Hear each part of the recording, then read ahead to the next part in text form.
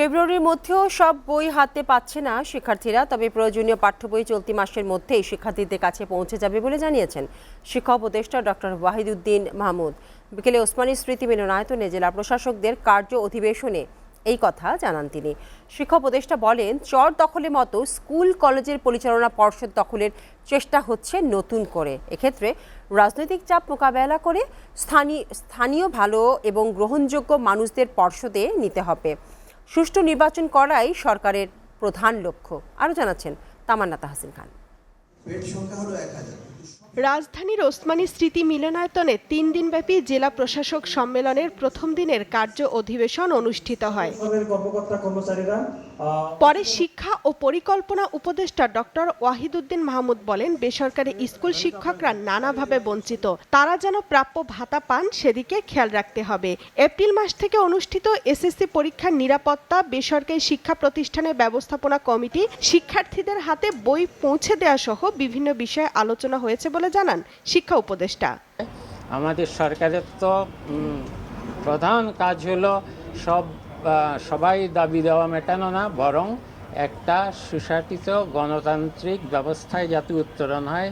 সেই ক্ষেত্রে তারা কিন্তু আমাদের সবচেয়ে বেশি শক্তিশালী হাতিয়ার হতে পারেন এবং চর দখলের মতো একটা আবার নতুন প্রভাবশালীরা সেসবগুলো দখল করার চেষ্টা করেছে। তারা অন্তত এই সময়ে যেন রাজনৈতিক যে চাপ সেটা যেন সহ্য করে একটু প্রতিহত করে তারা যেন সম্পূর্ণ নিরপেক্ষভাবে স্থানীয় যারা ভালো মানুষ আছেন, যারা সৎ মানুষ আছেন, সবাই যাদেরকে গণ্যমান্য, তাদের মধ্যে সরকারি চাকুরে আছেন, তার মধ্যে শিক্ষক আছেন যারা অবসরপ্রাপ্ত, এ ধরনের মানুষজনকে যেন ওই পরিচালনা পরিষদে নেন, যাতে শিক্ষকরা তাদের চাকরি পাওয়ার ক্ষেত্রে বা অন্যান্য সুযোগ সুবিধা পাওয়ার ক্ষেত্রে হেনস্থা না হন। যে স্কুলের পরিচালনা পরিষদে থাকতে হলে অন্তত বিএ পাস হতে হবে এবং কলেজের পরিচালনা পরিষদে থাকতে হলে অন্তত মাস্টার্স ডিগ্রি থাকতে হবে।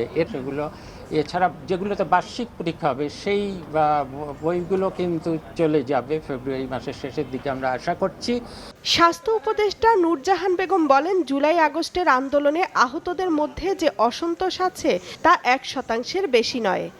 আমরা এই পর্যন্ত 40 জনকে সিঙ্গাপুর এবং ব্যাংকক আমরা পাঠিয়েছি তাদের চিকিৎসার জন্য।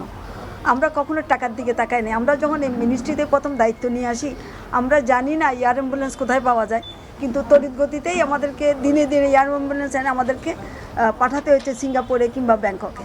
স্বাস্থ্য খাতের শূন্যস্থানগুলোতে জনবল নিয়োগে অগ্রাধিকার দেওয়ার কথা জানান প্রধান উপদেষ্টার বিশেষ সহকারী অধ্যাপক ডাক্তার সাইদুর রহমান। এটা 3 ক্ষেত্রেই হচ্ছে, এটা ডাক্তার না, সকল স্বাস্থ্য এবং স্বাস্থ্যের অন্যান্য জনশক্তির ক্ষেত্রে আপনারা দেখেছেন ইতিমধ্যেই, আমরা ইতিমধ্যে ঘোষণাও দিয়েছি।